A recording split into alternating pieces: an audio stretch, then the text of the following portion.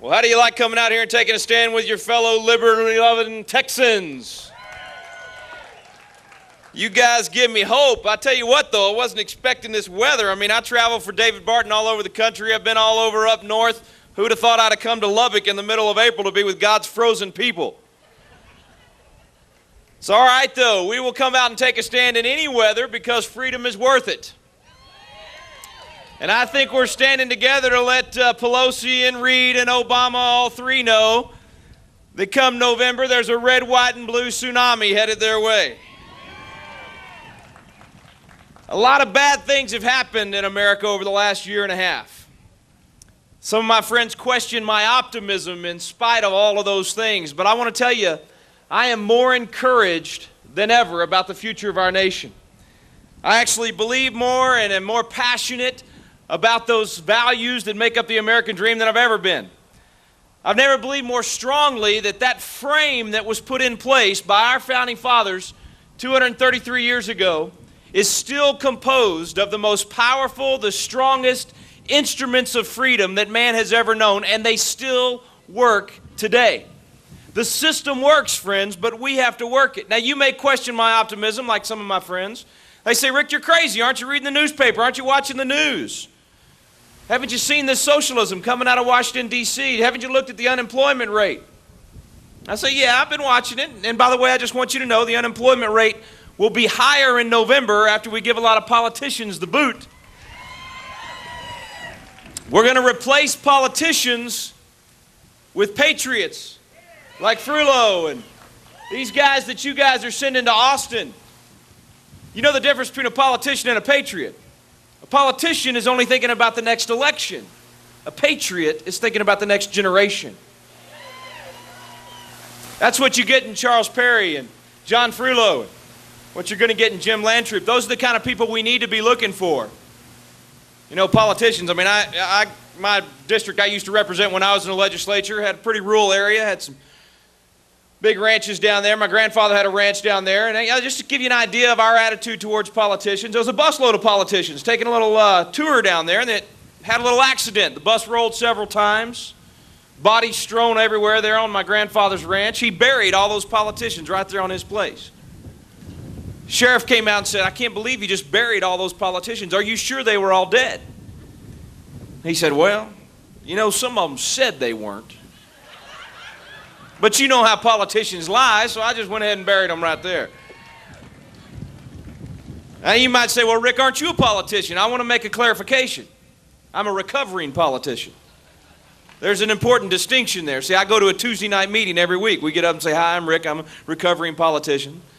Up until this last election, I was 7 years clean off the ballot. I was doing great. My wife was happy. By the way, I want to thank all the people here that voted for me for Texas Supreme Court. Thank you very much for helping us in that race. I appreciate your support. We came very, very, very close. And just as a side note, I want you to know all the stuff you read about me in the paper. None of it was true except one thing. It is true that several years ago I punched out a liberal Democrat. That is true. I shouldn't have done it. Apologize for it, but, you know, drag my family's name through the mud, and sooner or later you got to take a stand. And by the way, just in case you're wondering, it is not a defense in Texas that he just needed hitting. I just want you to know that. But look, despite that election, despite the things that are happening out there, I want to tell you why I'm so optimistic, why I believe we're going to win this battle. First of all, the reason you got to be full of joy regardless of what's happening in Washington, you got to recognize that our joy is not determined by the White House or Congress. Our joy is determined by whose we are, not where we are or what's happening around us, right? Let's not forget that. But let me give you a more practical reason why we should be optimistic and joyful about our country. Because, you know, we all say, yeah, it's great, Rick, to have joy in your Savior and all. We all want to go to heaven. We just don't want to go today, right?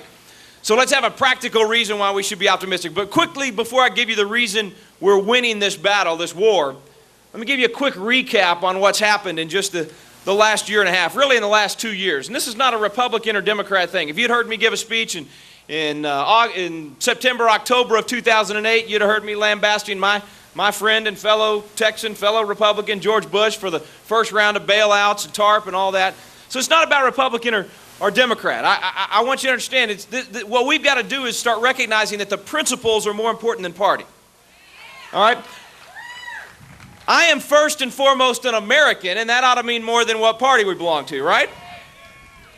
Now, believe me, I'm not for going and creating a third party. I think the smart thing to do is for every one of us to plug into the Republican Party, because that's the best vehicle to change things. That's the best vehicle to work this system.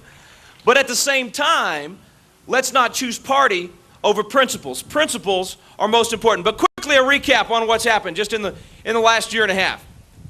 We have empowered the Federal Reserve to micromanage any business they choose. Congress has given them that power. They can step into your business or my business at any time they want if they think it's going to have an impact on the economy. We have the federal government taking over ownership of some of our largest companies and banks in the country. President of the United States hiring and firing CEOs, the largest transfer of wealth in the history of any nation in the world. From the lenders and the creditors to the labor unions and the political cronies, from you and me, not only to the welfare recipients, but to the wealthy bankers. We have more czars than the Soviet Union ever dreamed of having, made up of socialist and communist, avowed, publicly admitted socialist and communist, surrounding this president. We're at a point in our history where our president is traveling around the world apologizing for America. I'm still trying to figure out what he's apologizing for. He stood in Prague and he announced to the world that the American people had a moral responsibility to act on arms control because we're the only ones to ever use the bomb.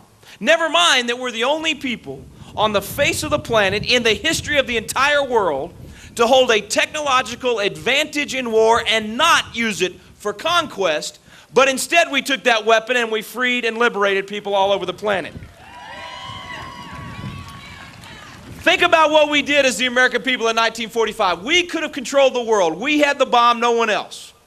We took that weapon, we used it to end a war, saving millions of lives in the process. You talk to anyone that served on Iwo Jima, that actually went into Japan, they knew if we didn't end the war then, it would have cost us millions, cost them millions of lives. We took that weapon, end a war, and then we took our money and we went and rebuilt the nations that had attacked us.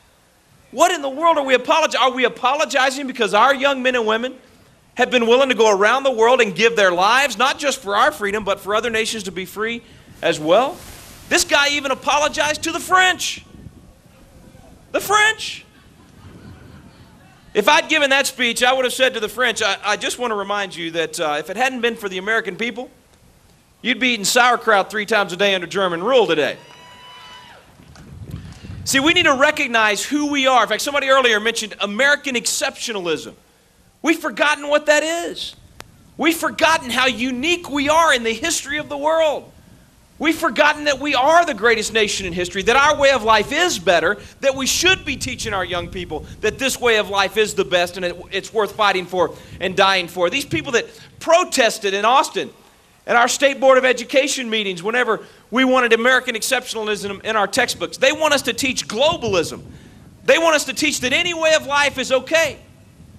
They haven't just started this. 10 years ago, I testified at the State Board over textbooks that literally said socialism, communism, and capitalism are just 3 equal ways to form a society. They're all the same. You teach that to the young people, friends, and you will end up with socialism. Haven't we figured out that socialism does not work? It never has. It never will. All of these things have been happening in our country, and you'd think I'd be depressed with all of this happening, but see, here's the thing. I found out the answer to a very important question. A year and a half ago, I sat on our radio program I do with David Barton, and David asked me on the program, he said, Ricky, he said, here's the deal. He said, here's the question. Is this apathy or is it complacency? Because if it's apathy, then the American people know that they've elected socialism and they don't care. He said if it's complacency, then we're just busy, man. We're living our lives. We're taking care of our families. We're taking care of our business. We're raising our children. And we haven't recognized that with the blessings of liberty comes a burden. And we haven't been accepting that burden and participating. Well, here we are a year and a half later. There is no question in my mind that question's been answered. It was complacency because for the last year and a half, through rallies like this, we have shaken each other out of our slumber. We've awakened that sense of patriotism and duty. We have acknowledged that our freedom is fragile and that this nation can be brought to its knees if we are not willing to stand up and accept the duty that comes with our freedom.